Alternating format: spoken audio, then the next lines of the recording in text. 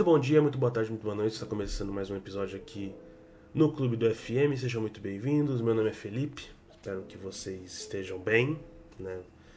Esse vídeo provavelmente agora é 11 horas. Pra você ver. Esse vídeo provavelmente vai sair na parte da tarde ou até da noite, né? Depende das condições do meu computador, mas espero que sejam bem. Já vou pedindo aqui logo de início que vocês deixem o like, se vocês comentem, né, sobre o vídeo, compartilhem esse vídeo, hype, por favor, isso me ajuda demais, você não tem ideia, então por favor, vocês me ajudam pra caramba, então muito obrigado a todos que veem o vídeo. Bom, gente, eu tô aqui pra fazer análise e comentar. Vocês viram que eu fico meio sumidinho, né? Às vezes, né? Eu tento postar um vídeo ou outro de análise. Eu ia postar o vídeo do Santos e Recoleta.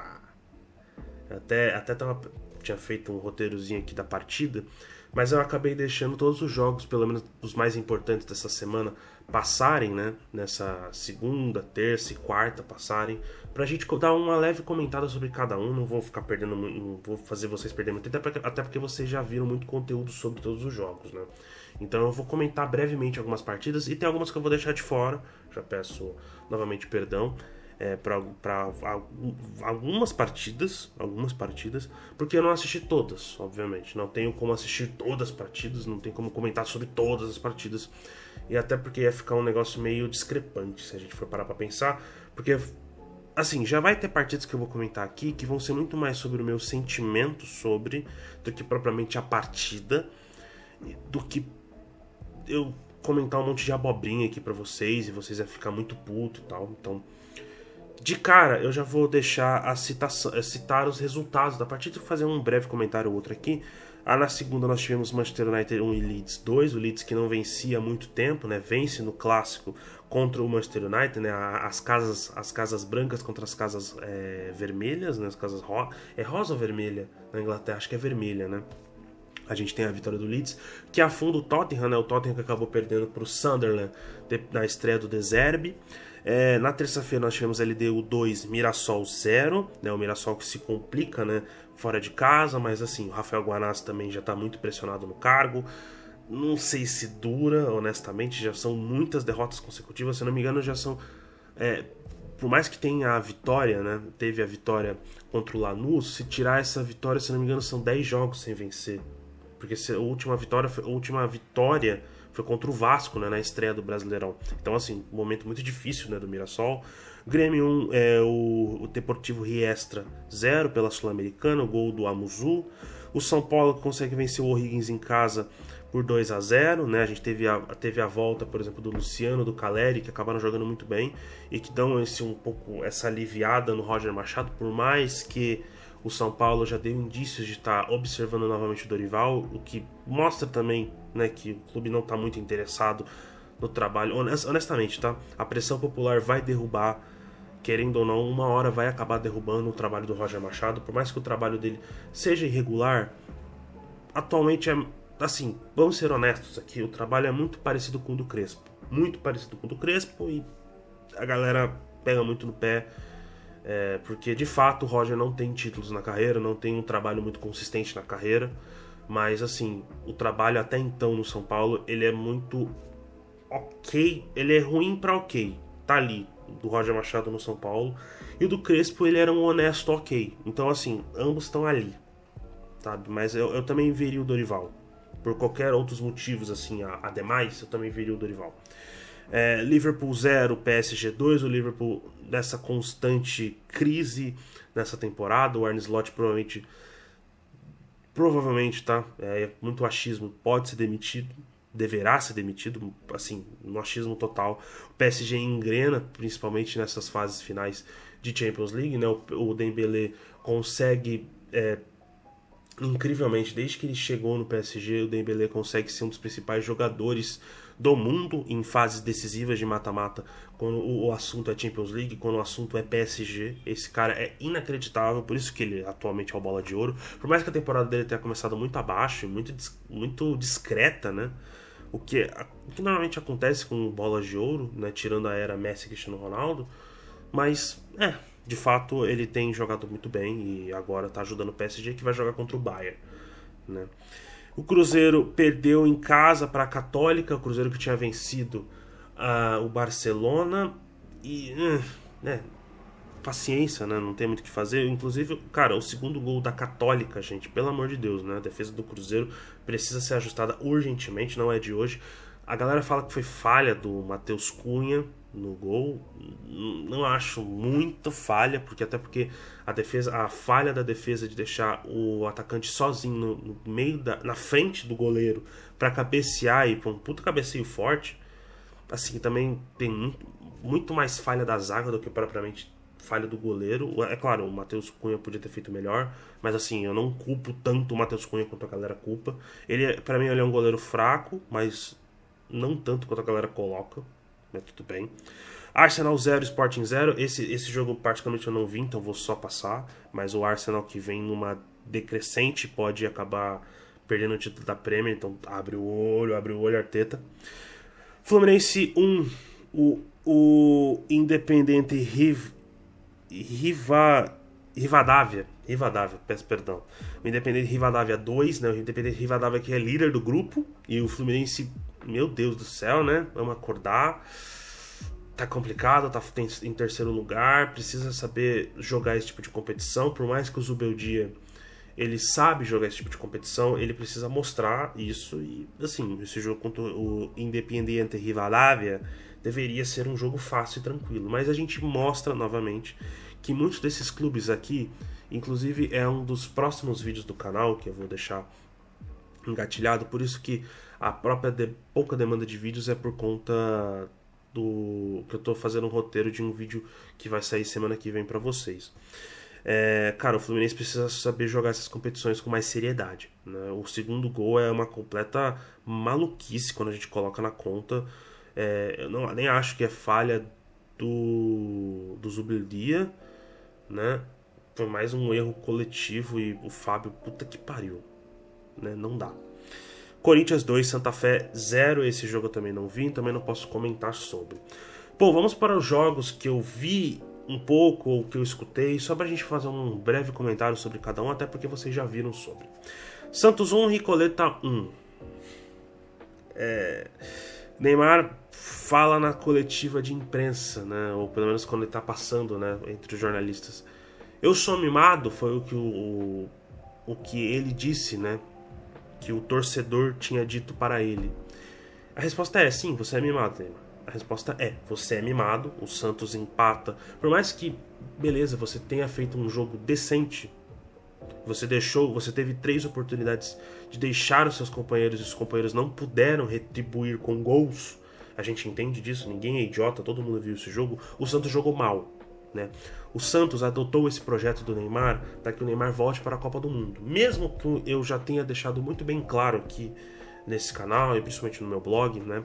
Quando eu coloquei no texto Neymar em eterna recuperação, que o Neymar é um dos jogadores muito influentes desse século, é um grande jogador que a gente tem, que a gente construiu, lapidou, mas há 3 anos não tem mostrado por que merece toda essa compaixão que o torcedor tem. Isso assim, de verdade, a gente tá apaixonado por conta que a seleção de fato não joga um futebol muito consistente, mas a gente também tem que ser lógico, gente.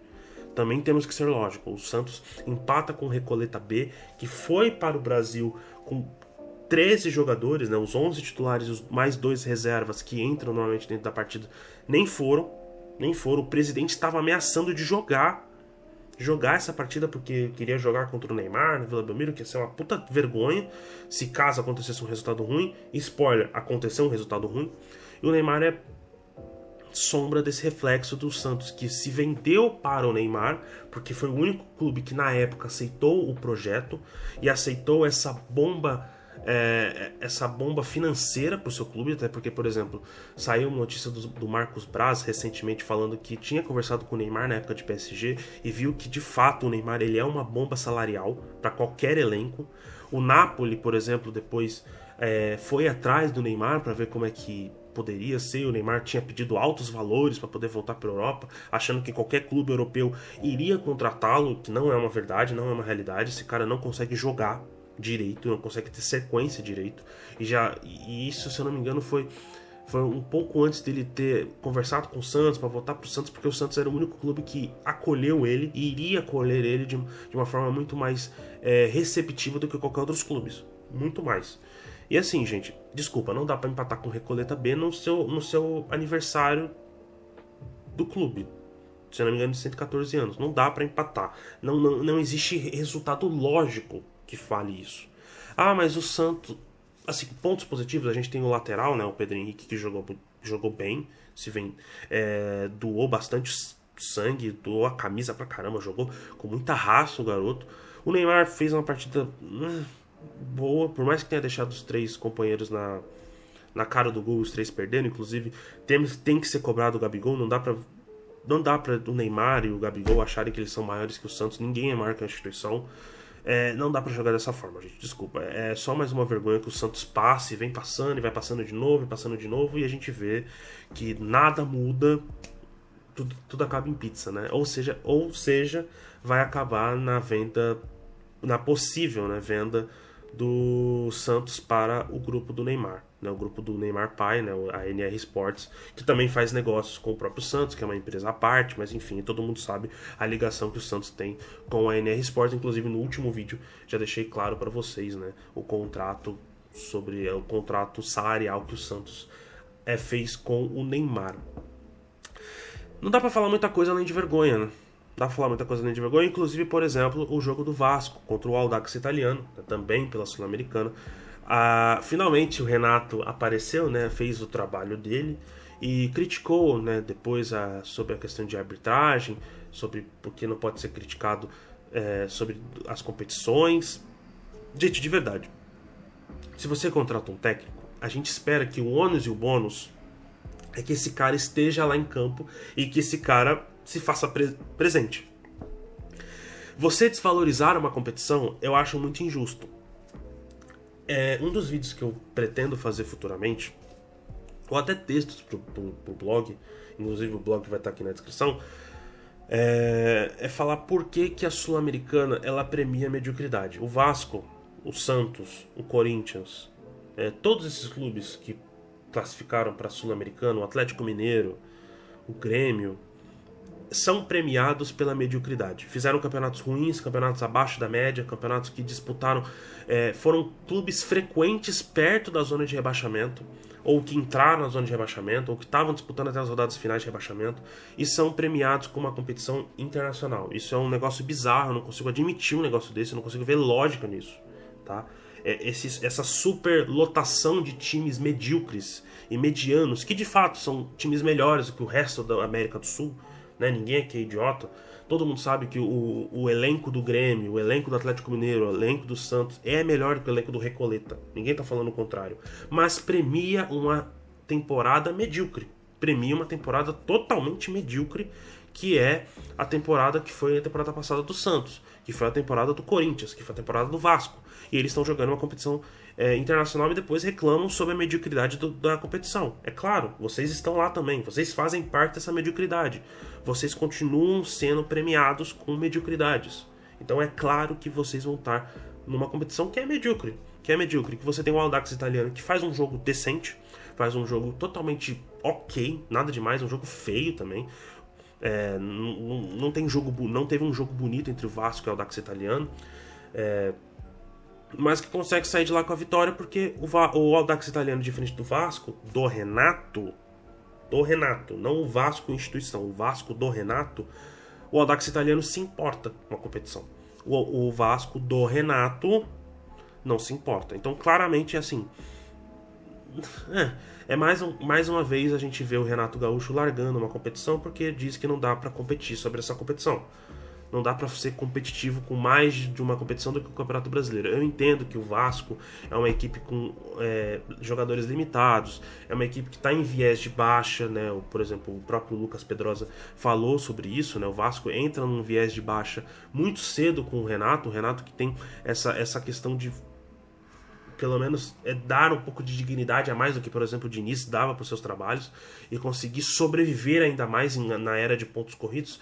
mas o começo do trabalho do Renato no Vasco, ele é abaixo porque ele deixa muito exposto, os jogadores ficam muito, o meio de campo fica muito exposto, a defesa também não consegue se ajudar muito bem por essa exposição também dentro do meio de campo, as trocas que o Renato vai fazendo e as alterações antes do jogo, né, esses testes que o Renato vai fazendo entre time A, time B e time misto, acabam não gerando situações muito boas, acabam deixando os jogadores muito expostos, e essa troca constante, não criando uma equipe fixa, né, acaba sendo muito prejudicial para o Vasco, que o Vasco, por exemplo, no jogo contra o Remo, nem fez uma boa partida, o Remo também não, mas soube sobreviver, e conseguiu ser premiado com um gol no final. Conseguiu ser premiado com um gol, fazendo um empate contra o Vasco, entendeu? E o Vasco fez uma partida ali, no limite do ok. Então, mas eu...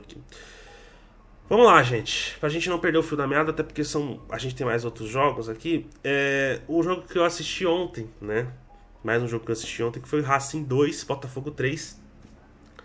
Finalmente, né? Uma vitória na era Franklin Carvalho, finalmente, né? O Botafogo que foi a campo com o goleiro Neto que voltou, né, para o Botafogo. O Botafogo fez um jogo muito aguerrido, e eu fico me perguntando aqui, gente, sobre o que aconteceria se o estádio, né, do Racing ele tivesse de fato com torcida, né?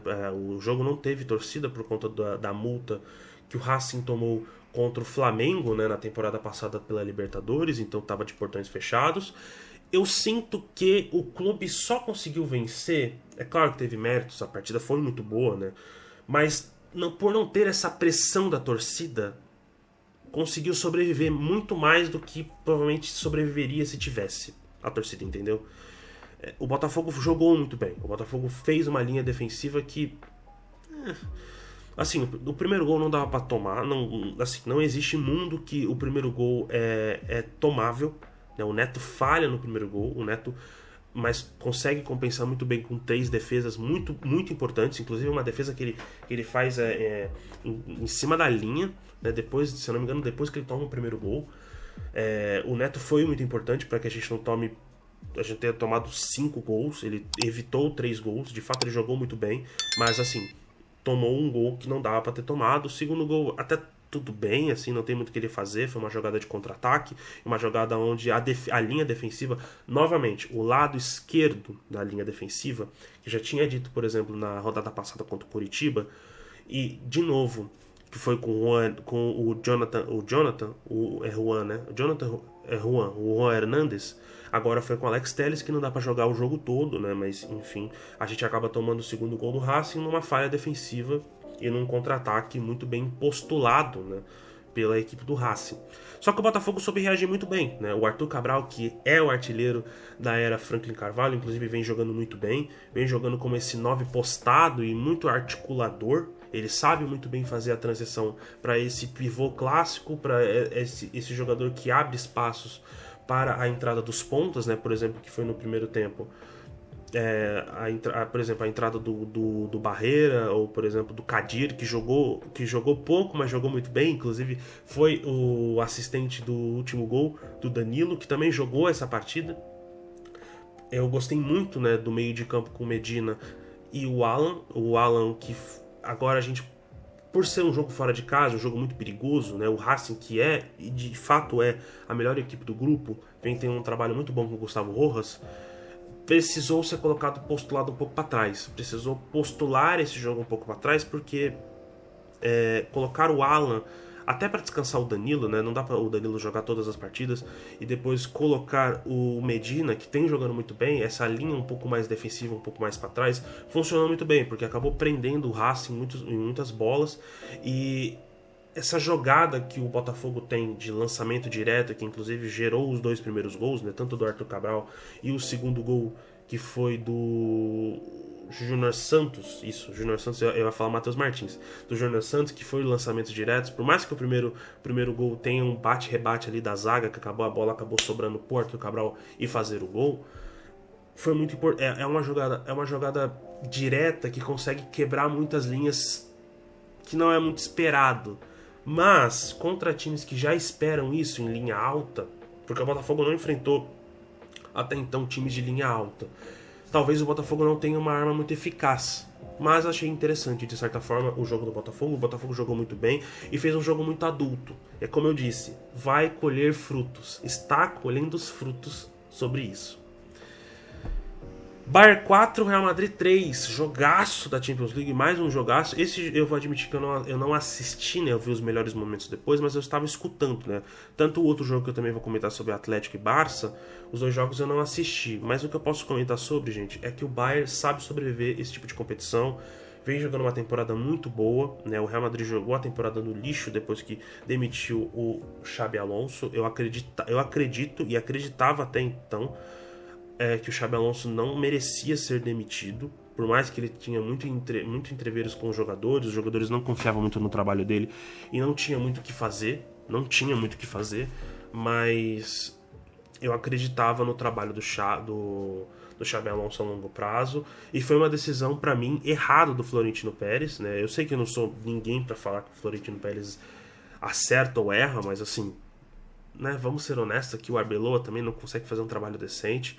O Arbeloa perde jogadores muito importantes para essa reta final nas fases decisivas, né, porque não vai disputar mais Copa do Rei, não consegue o Mundial de Clubes, não consegue a Champions League agora, está muito difícil o Campeonato Espanhol, perde o Courtois, não tem a presença de jogadores saudáveis, né, porque o elenco do Real Madrid não consegue ficar saudável por muito tempo, perde o Rodrigo, né, o Rodrigo também fora da Copa do Mundo, e acaba tendo que jogar tudo nas costas do Mbappé e do Vinícius. O Vinícius que fez uma partida discreta demais, por mais que tenha dado assistência pro gol do Mbappé, pro terceiro gol do Mbappé. Uma partida totalmente discreta também. O Mbappé foi bem ok, nada demais também. O time do Real Madrid foi bastante ok, mas a defesa do Real Madrid é um problema que precisa ser corrigido na temporada que vem. Por mais que, por exemplo, jogadores que são muito consagrados, eu acho que já deu tempo, né? A gente vê o Alaba, a gente vê o Rudiger, a gente vê o Carvajal, jogadores que, assim, já deu. Sinceramente já deu, porque eu não sei se tem mais alguma coisa para extrair desses jogadores, ou se eles estão de fato com interesse ainda para jogar sobre o Real Madrid, ou se já deu. E precisa de uma renovação urgente. E o Bayern chega nas cabeças muito favorito mesmo. Inclusive de olho em Olise e Harry Kane. Fiquem de olho. Atlético de Madrid 1, Barça 2. Eu vou ser honesto com vocês, eu acreditei em certo momento na remontada até o gol do Atlético. E aí eu vi que o jogo ia morrer legal. Ah, é verdade. No jogo do Real Madrid, a expulsão do Camavinga foi exagerada? Foi e não. Seguiu a regra? Seguiu. Foi exagerada pelo sentido de, pelo amor de Deus, isso é seguir a regra até demais? Mas é regra, ele foi justo.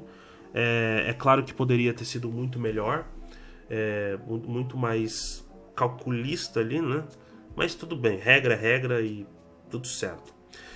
Diferente, por exemplo, do que aconteceu com o Eric Garcia, né, em Atlético 1, Barça 2, onde o Barcelona foi novamente eliminado. Por mais que tenha vencido, né, o Atlético de Madrid na casa, né, do Atlético, que ninguém tinha feito até então, pelo menos nessa década, acaba acontecendo, pelo menos nessa década, acaba acontecendo com o Barça, mas o Barça foi eliminado. O Barcelona, que fez um jogo muito interessante, pelo menos até o segundo gol, né? O primeiro gol sai aos 4 minutos com o Lamine. O Lamine que fez uma partida muito boa.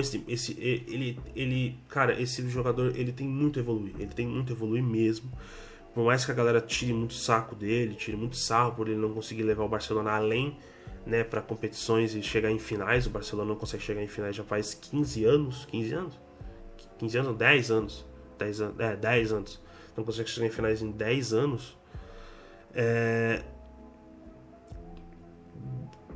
Ele é um bom jogador. Ele é um excelente jogador, um excelente prospecto para a Espanha. O Yamal vai evoluir ainda mais.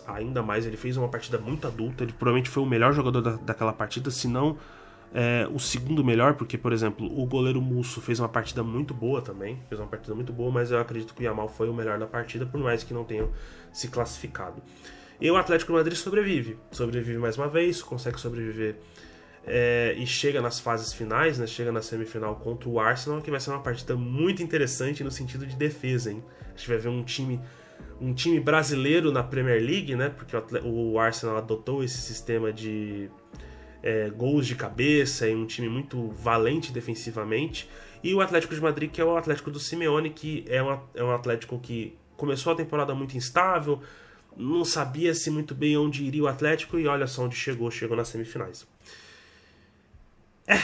Eu vou deixar aqui os meus palpites entre Bayern e PSG, e Atlético e Arsenal. Eu acredito que a final seja entre Bayern e Arsenal. Eu acredito.